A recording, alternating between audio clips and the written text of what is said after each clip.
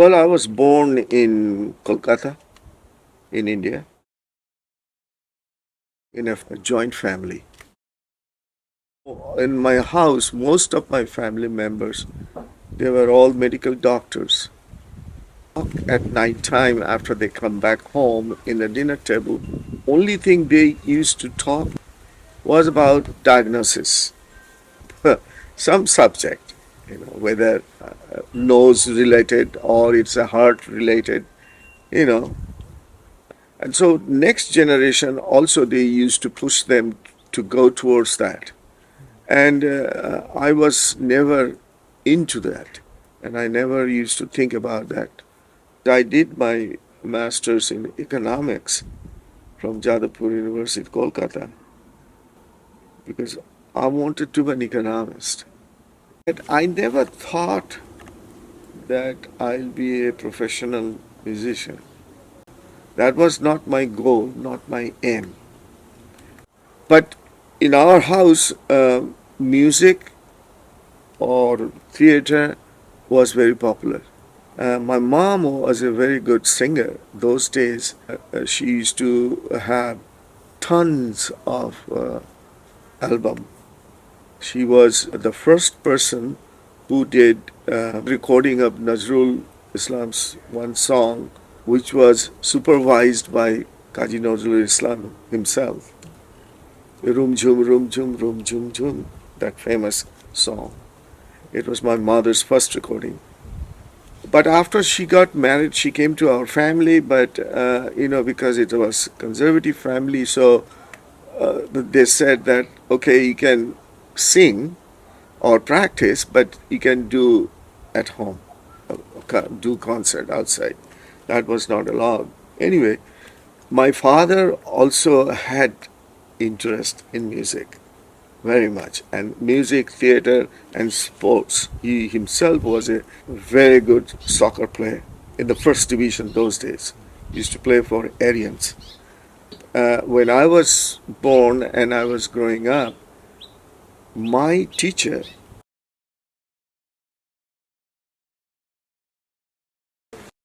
was actually one of my father's best friend because they met in Calcutta in a club. And so finally, my teacher used to come to our house, and they used to have music in the house because he used to play with my mom. And so when I was born, I was kind of born in that situation, and I was listening to the music all the time. When I was 5 years old, that was the time I started with my guru, my father's best friend. And I started actually with vocal music. And I did vocal music till I was 16. But then I had to stop because there was some problem with my throat. And so doctor said he cannot continue. So I stopped, but then I started playing tabla. My father was very disciplinarian. He was very strict, and he made me practice and practice and practice. So I was practicing in the early morning before going to school. In the evening, after I come back home, then I used to just hang out with my friends a little bit and little rest, then finish my homework. Then my teacher used to come, and I used to study with him from 7 o'clock till 11 at night, every day, 7 days a week.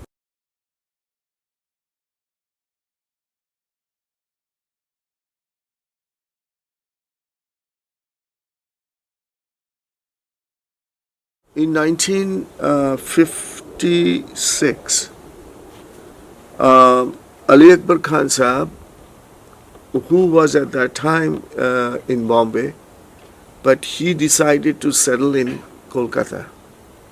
And luckily it was in our neighborhood.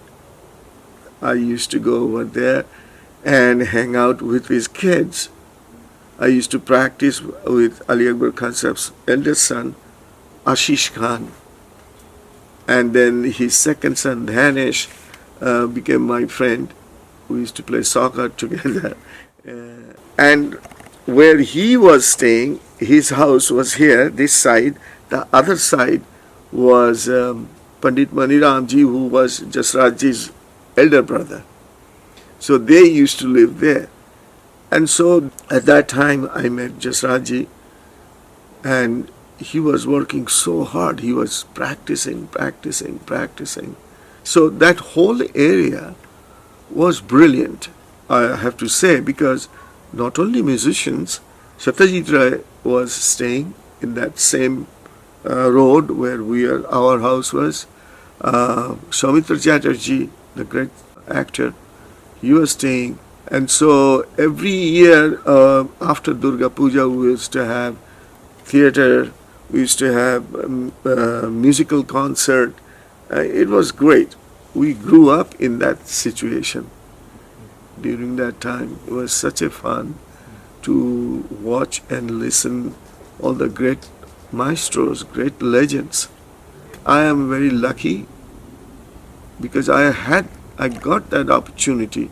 I have seen that scene, and but it was beautiful.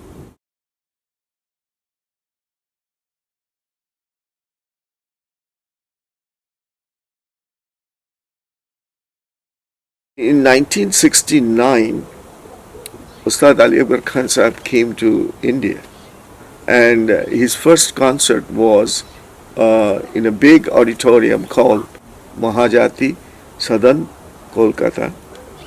And so he asked me whether I'm still playing tabla. So I said, yes, I'm playing, but I was busy with my studies, but I'm definitely I'm playing. So, but he said that I would like to listen to you tonight.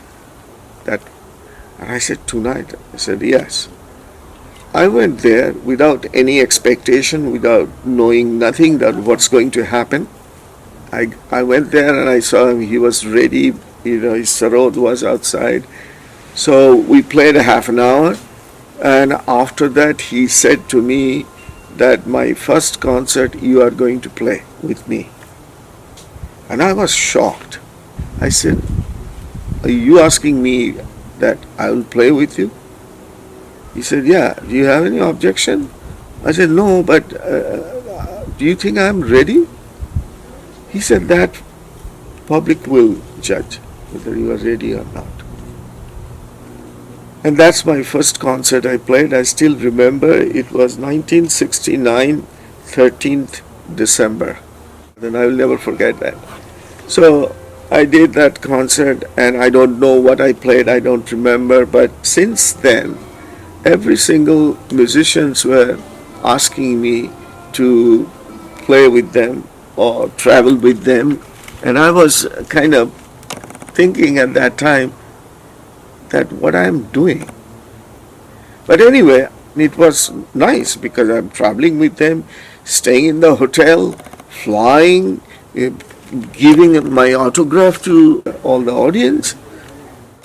I was kind of forgot about my further studies or doing PhD program in economics, forgot about it.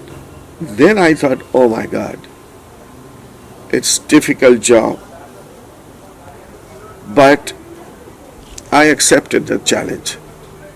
I said to myself, I cannot go back now. But I don't want to be an ordinary musician. If I do music, then I have to be on the one of the top. And so, according to that, then I was working hard.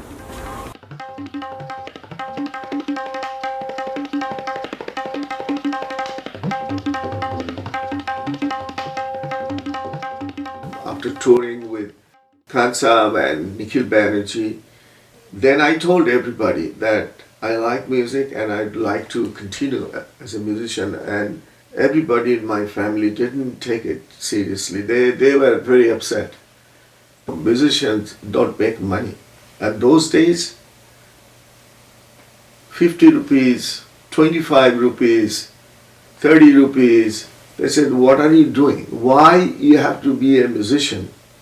Do you know what will happen to you in your future? said to them, look,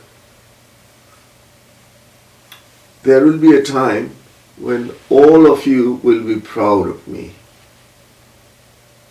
Just give me that time. Let me work on it. And if I cannot, then I have education, so I can do some work somewhere. But let me do it. I will prove it to you. I knew that I had my Guru's blessing. My Guru was such a wonderful person and such a wise man. And he was not a professional tabla player. He was amateur, and he used to work for the Reserve Bank of India in a very high position. He was a very learned man. But tabla was his dream. Tabla was his first love was tabla. And I knew that his blessing is with me, my parents' blessing with me, and let me try with that. And because I do believe in those things, that if you have those blessings from your parents or your Guru, you can do, because it gives you more moral support from inside, makes you feel strong. And you have to, of course, you have to have your willpower. You have to work hard. When they didn't believe me, and then finally when they started seeing that my lifestyle is changing fast, they're seeing all this television media and all these people are coming to see me or interviewing me, my name is all over. Then they started thinking, So one day, one of my uncle, he has no idea about tabla or music. So he said that, oh, so you are coming back from where? I said, well, I had a concert, so I just finished my concert, came back, coming home. Oh, so did you get paid? I said, of course I got paid. And this was the thing, that when he was telling me, shouting at me, all my students and everybody was there. And I was getting a little angry. And then he said, how much did you get? As soon as he said that, then my temperature got really high. So I looked at him and I said to him that, how much do you earn? Because he was the general manager of Indian Oil Company. So he said, I get 160,000 rupees. I said, per month? He said, no, per year. And I said, I'm so sorry to hear that. He said, what? I said, you work 5 days a week, 7 till 9, and after 1 year you get total 160,000 rupees. Do you know this concert I played? You make it double. And one concert I made that. And he said, what? Do you pay tax? And I was so angry, so I told my student, I got my tax papers, and I said, go and show it to him. Since then, all my family members look at me very different.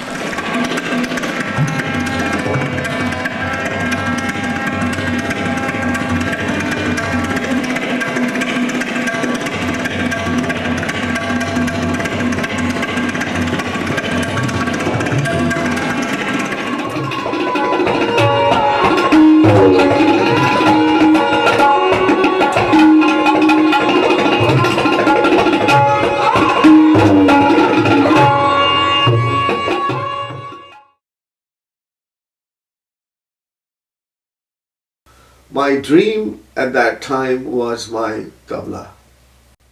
My dream was I have to establish myself. I have to support myself. Um, and that's what I did. And that was my dream.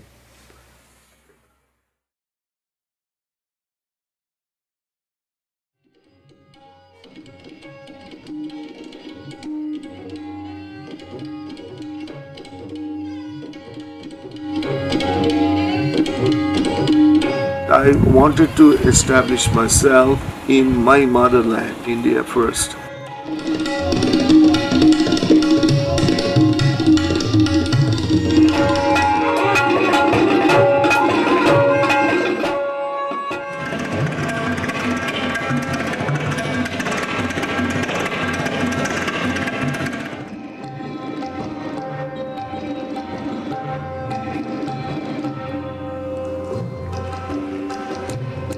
Coming to US or outside India at that time, I was not interested at all.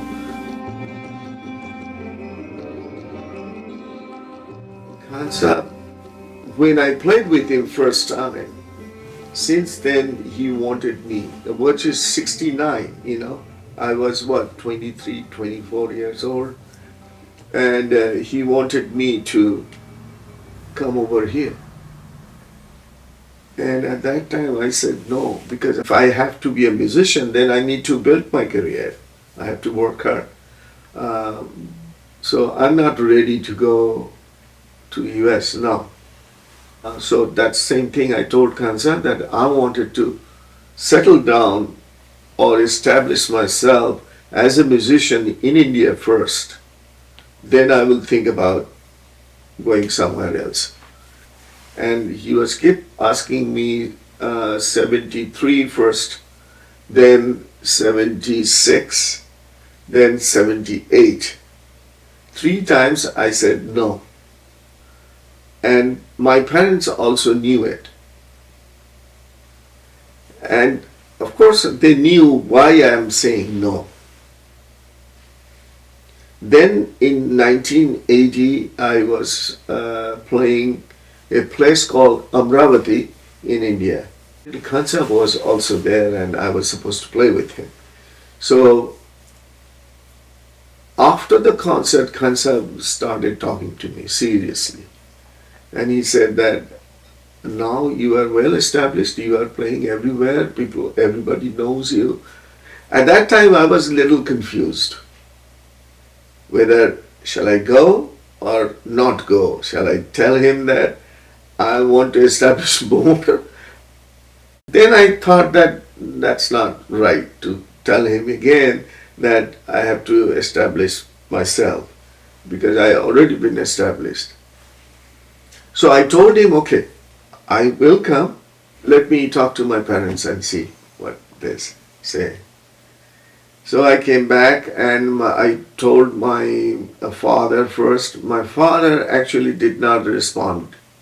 He didn't say anything. But my mom said that time that you should go now. You are telling him no, no, no, no all the time. This is not right. You go this time. So I said, okay. 26th January, the Republic Day of India,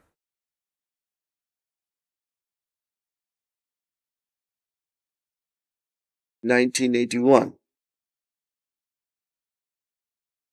So that was also my mother's birthday. So night before I played with Kansa in Dublin, there's a conference, came back in the morning because it's night-long concert. So there was a little fun happening in the house. My mom's birthday, everybody, all my family members were there celebrating. We invited Kansa and his family and other musicians. We signed the contract, and she was standing right there. My mom cooked for everybody, and huge meal, in India, those big prawns. Um, Everybody then left around 3, 3:30, something like that. And I was really tired, and all my students were there. So my mom said, your students are there, so you have to teach them first before you go to bed. And I said, Mom, I'm really tired. They can come some other time. She said, no, they came all the way from different, that's not right. You should teach them. I did. Then I went to bed. And then around 11:15, something like that, my brother woke me up. He said that, come on, Mom is not doing good. I said, what? He said, no, she's not doing good. So I went there and she just hold me and said, I'm having breathing problem. Help me, help me. And my father was doctor. By that time, all my doctor family is there, surrounded. They gave her the injection. They gave her a lot of other stuff. She didn't respond.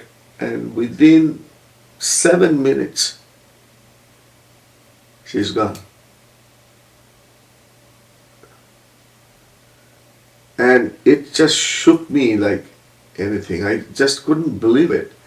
And that same morning, in front of my mom, I signed a contract to coming to US.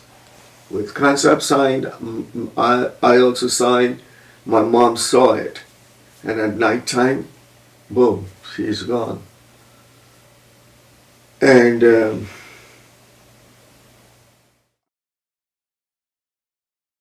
I was very emotional, but I'm the oldest son. We are two brothers, but my father totally broke down, and my brother,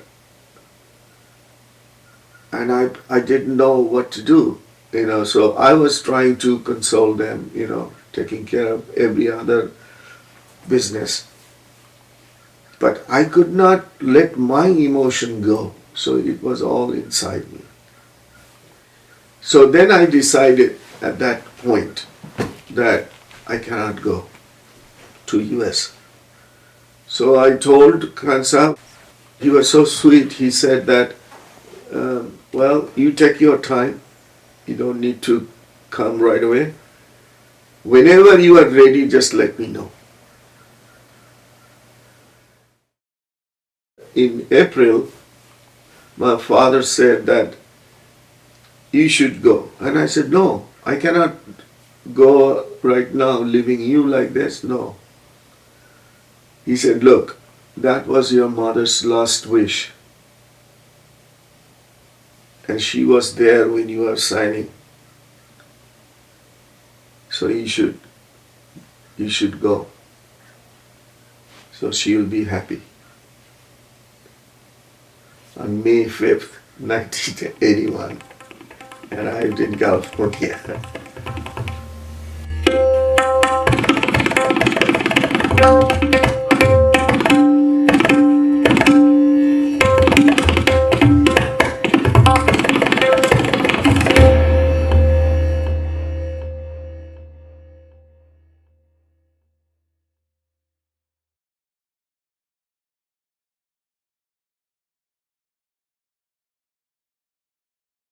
Because that was your mother's last wish. And then I told Khansab, and they sent me a visa. Those days it was not so difficult, and plane ticket. That's how I came to California.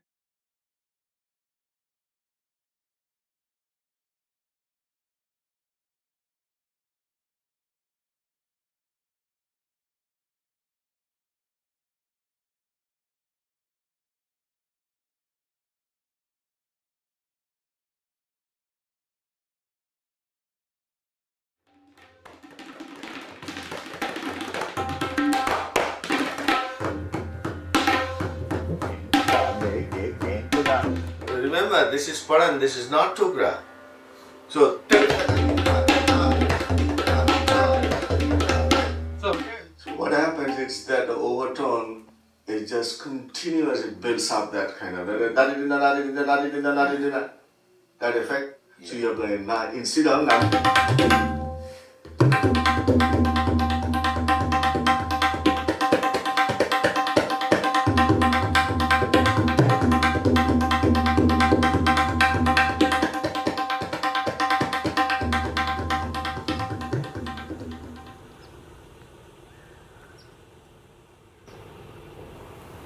when I came to California, those days the things were very different. It was still hippie time.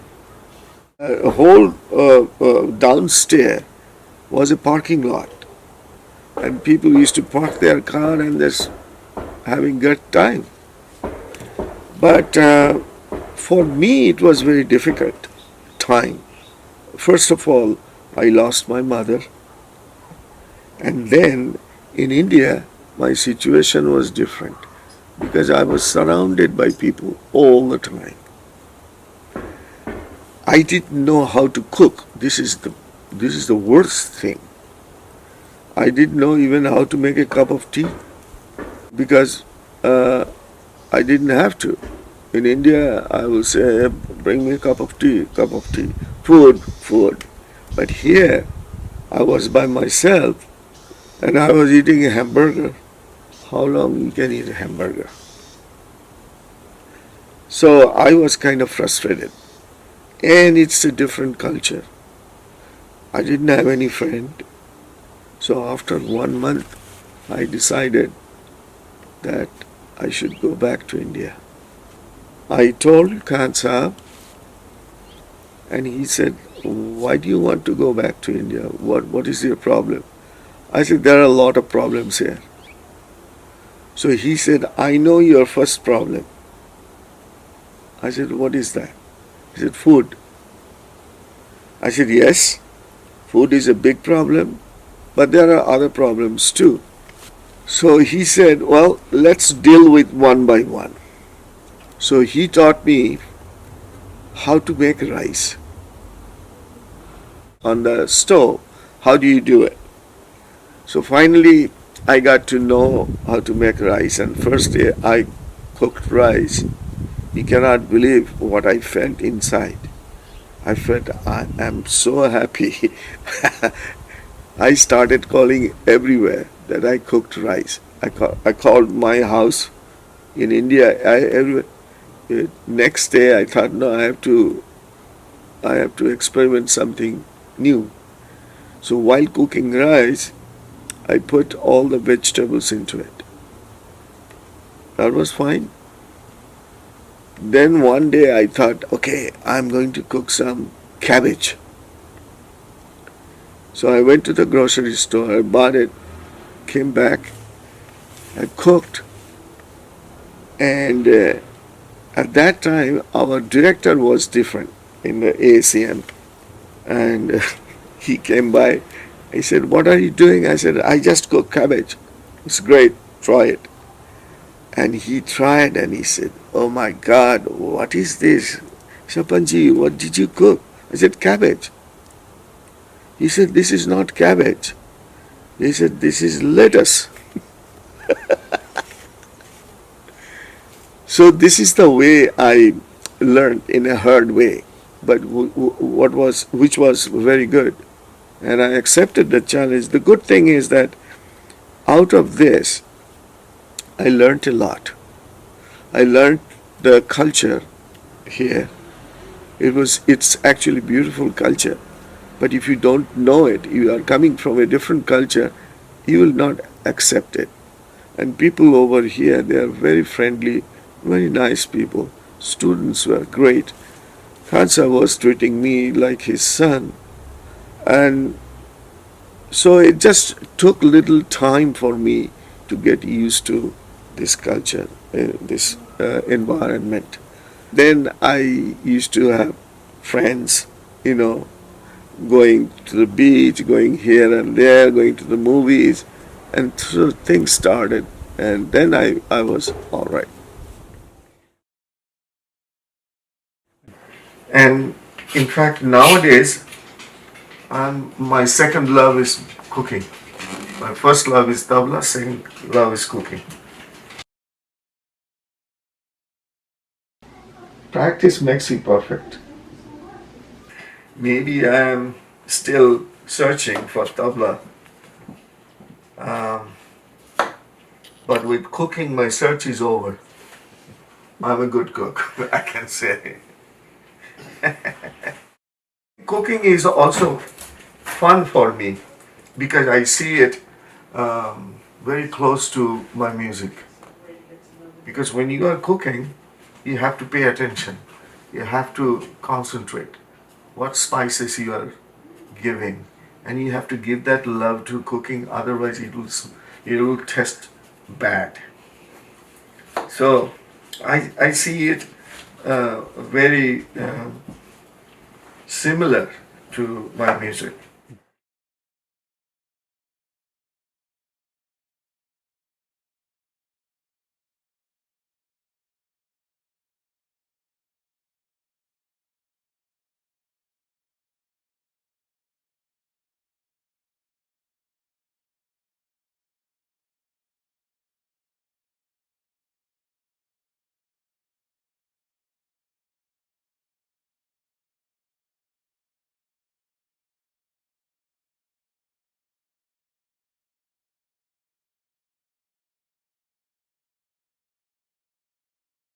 So, Baba, my question is for the last 2 years, I've started to teach more my own students. So, I'm wondering at what point did you start to teach? And was it your idea, or was it your guru's idea, or Dadu's idea that you should begin to teach? Well, it was not my idea because I never liked teaching.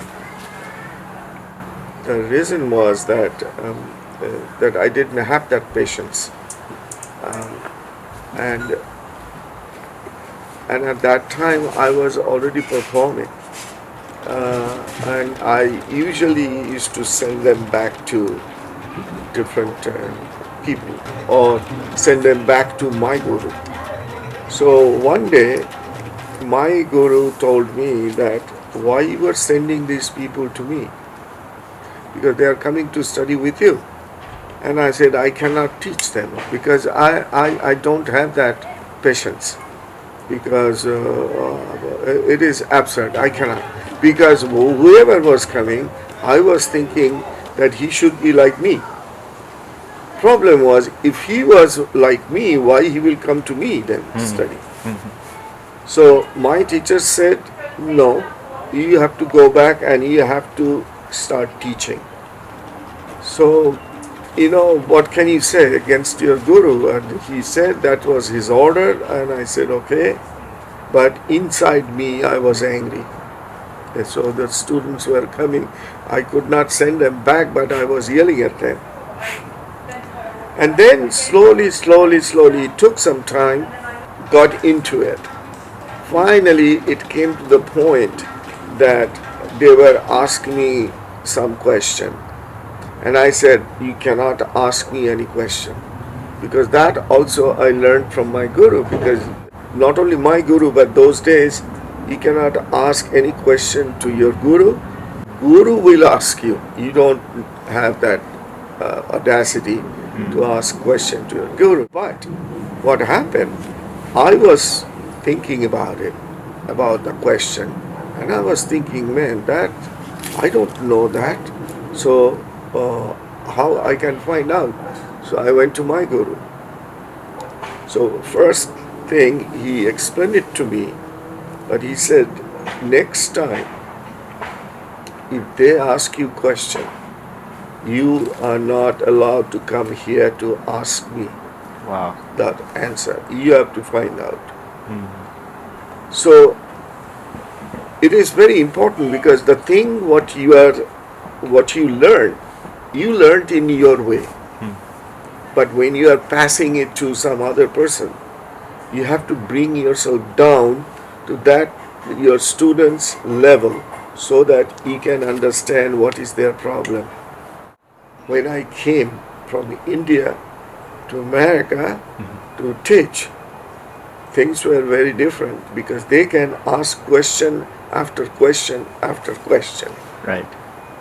Here. Here, because that's their culture.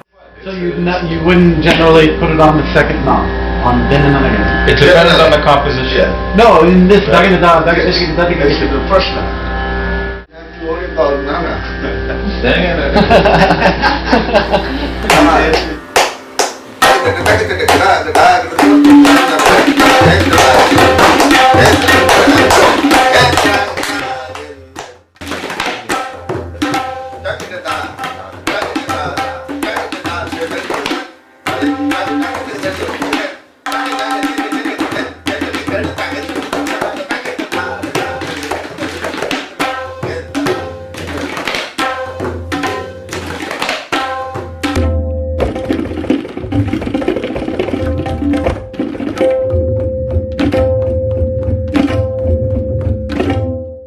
So being a teacher, the most important thing is your patience.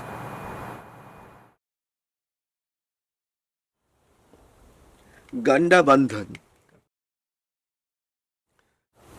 Ganda means this thread you are. It is like initiation when you go to a religious guru. Mantra ceremony. So it is exactly the same thing. It is the tying the ganda, and then guru will give you some compositions, and you have to write it down and memorize that. That's your chanting. That's your chant. That's your mantra. It was the day of Saraswati Puja, and it was happening in our house. Our priest was there. So grandmother said, why not doing the thread ceremony? You should do the thread ceremony. And that's how it happened. So in form of Goddess Saraswati, that was the year 1950. When you tie that thread, the bondage between the teacher, we call guru, and shishya gets very intimate, very intense.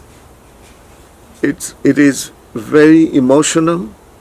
If the guru and shishya does not have that bondage, then the real knowledge cannot come through the guru. Because guru has to make his student so that his student can absorb those knowledge. Because of that Guru Shishya Parampara, I think I was blessed to have a guru like my guru. This Ganda Bandhan ceremony or this mantra ceremony is nothing but passing Guru's energy to your shishya or student. And at that time, both of them are promising. The Guru is saying that I'm not going to hurt your feeling.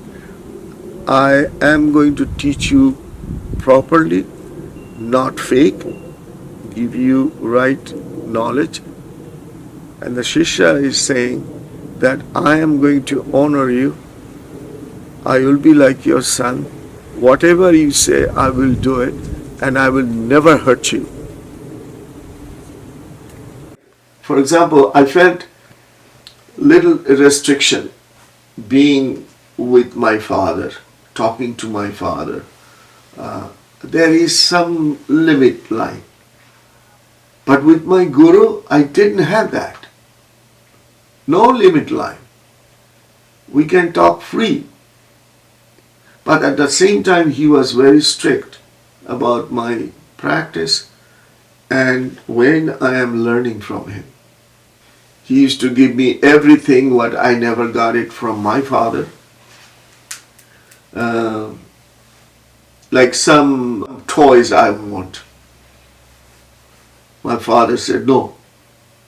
But my guru said yes. So, and that relation lasted forever. Just only one time it happened. There was a What happened was that somewhere I played and somebody was very jealous, this man, because that man wanted his son to be taught by my guru and my guru refused. And so he was kind of buttering my guru, and he told my guru that I played somewhere and I did not mention his name. I mentioned my Dada Guru's name, my Guru's name. And my Guru he said, huh? He didn't mention my name. So he was very upset and he was angry. And he came to my house, he challenged me, and I said, no, I didn't say that. I said your name. Then they said, okay, so your Guru, nobody knows his name. So where he's studying from, then I said my Dada Guru's name. But I said your name first because you are my Guru. He said, you are lying, you are a liar. And I didn't expect this from you. Finally, my father came and my father said, no, that he didn't say that. He said your name. But my teacher did not agree with it and he was very upset and he left our house. And you know what I did? I broke my tabla with the hammer. Both drums, broke it. And I said, no more tabla. Because tabla will be not my career. And I stopped playing tabla. It was almost 2 months. Then he found out the truth. Then he came back, my guru came back and said, bring the tabla. I said, tabla? I don't play tabla now. And he said, what? I said, no, I don't play. So my father said, yes. He stopped playing. He broke his tabla the day he left our house. My teacher started crying. He left our house. He went to the shop, got a new set, brought it back, and I started again.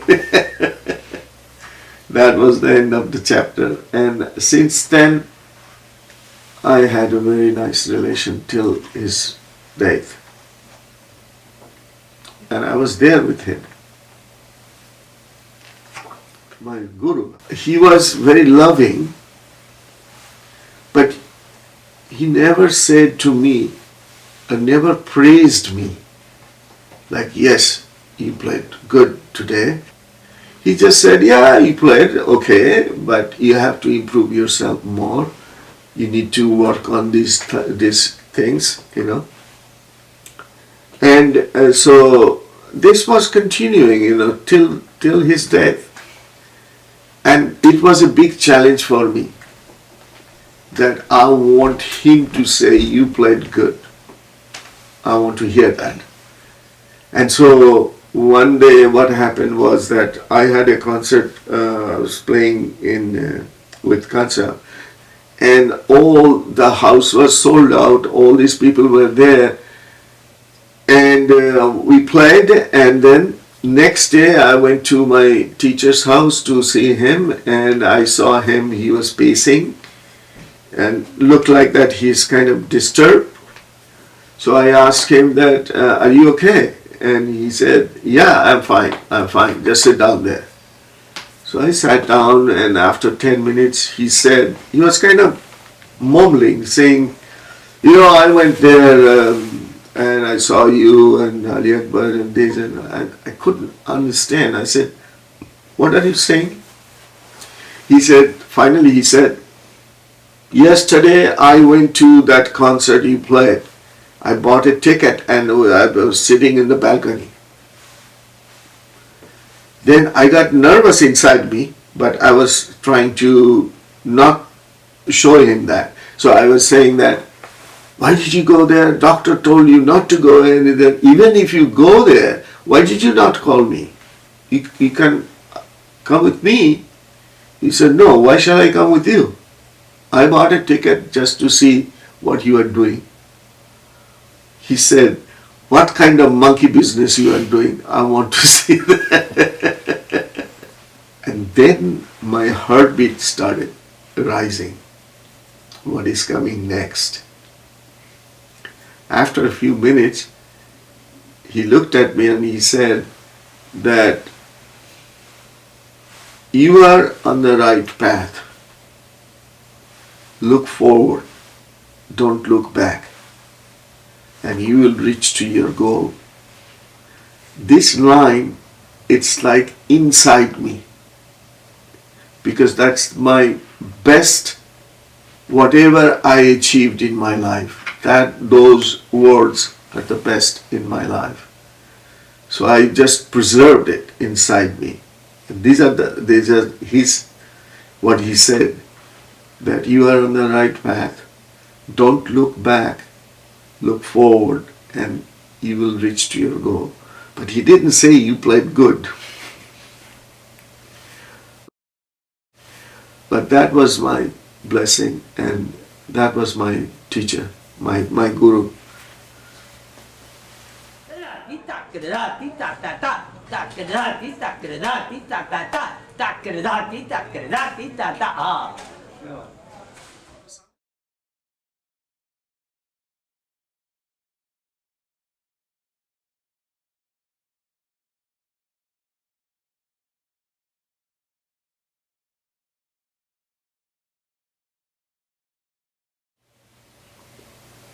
If you have a dream, you have to work on it to make it happen so that the dream will come true.